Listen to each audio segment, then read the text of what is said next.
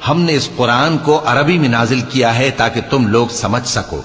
اے پیغمبر، ہم اس قرآن کے ذریعے سے جو ہم نے تمہاری طرف بھیجا ہے تمہیں ایک نہایت اچھا قصہ سناتے ہیں، اور تم اس سے پہلے بے خبر تھے۔ جب یوسف نے اپنے والد سے کہا کہ ابا، میں نے خواب میں 11 ستاروں اور سورج اور چاند کو دیکھا ہے، دیکھتا کیا ہوں کہ وہ مجھے سجدہ کر رہے ہیں۔ انہوں نے کہا کہ بیٹا، اپنے خواب کا ذکر اپنے بھائیوں سے نہ کرنا، نہیں تو وہ تمہارے حق میں کوئی چال چلیں گے۔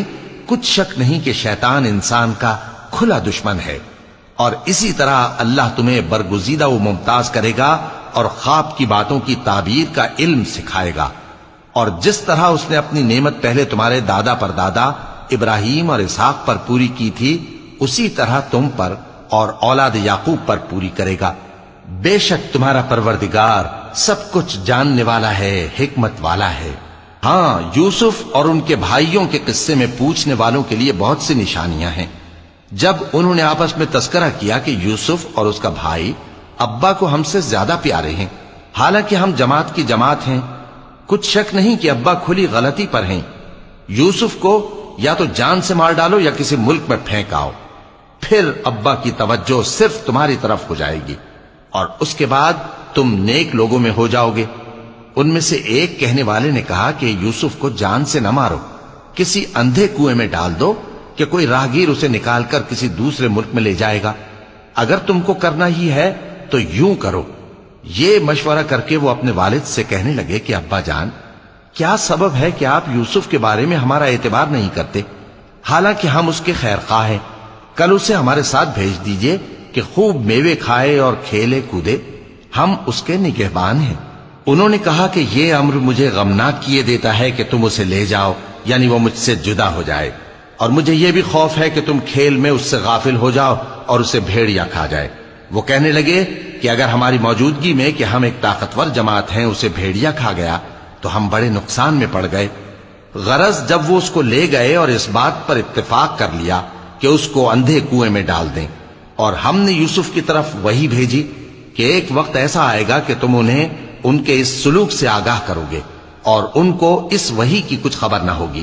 اور یہ حرکت کر کے وہ رات کے وقت باپ کے پاس روتے ہوئے آئے، کہنے لگے کہ ابا جان، ہم تو دوڑنے اور ایک دوسرے سے آگے نکلنے میں مصروف ہو گئے اور یوسف کو اپنے اسباب کے پاس چھوڑ گئے تو اسے بھیڑیا کھا گیا، اور آپ ہماری بات کو گو ہم سچ ہی کہتے ہیں باور نہیں کریں گے، اور ان کے کرتے پر جھوٹ موٹ کا لہو بھی لگا لائے۔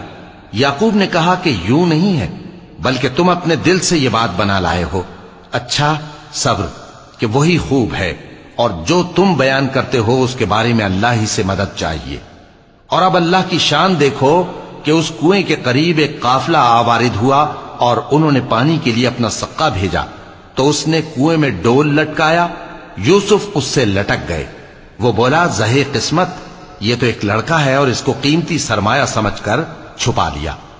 اور جو کچھ وہ کرتے تھے اللہ کو خوب معلوم تھا، اور انہوں نے اس کو تھوڑی سی قیمت یعنی معدود چند درہموں پر بیچ ڈالا، اور وہ اس سے بیزار ہو رہے تھے۔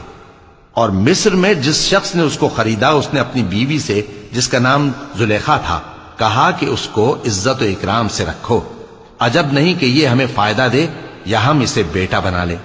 اس طرح ہم نے یوسف کو سرزمین مصر میں جگہ دی، اور غرض یہ تھی کہ ہم ان کو خواب کی باتوں کی تعبیر سکھائیں، اور اللہ اپنے کام پر غالب ہے لیکن اکثر لوگ نہیں جانتے۔ اور جب وہ اپنی جوانی کو پہنچے تو ہم نے ان کو دانائی اور علم عطا کیا، اور نیکوکاروں کو ہم اسی طرح بدلہ دیا کرتے ہیں۔ اور جس عورت کے گھر میں وہ رہتے تھے اس نے ان کو اپنی طرف مائل کرنا چاہا، اور دروازے بند کر کے کہنے لگی، یوسف جلدی آؤ۔ انہوں نے کہا کہ اللہ پناہ میں رکھے، وہ یعنی تمہارے میاں تو میرے آقا ہیں، انہوں نے مجھے اچھی طرح سے رکھا ہے، میں ایسا ظلم نہیں کر سکتا، بے شک ظالم لوگ فلاح نہیں پائیں گے۔ اور اس عورت نے ان کا قصد کیا اور انہوں نے اس کا قصد کیا۔ اگر وہ اپنے پروردگار کی نشانی نہ دیکھتے تو جو ہوتا سو ہوتا۔ یوں اس لیے کیا گیا کہ ہم ان سے برائی اور بے حیائی کو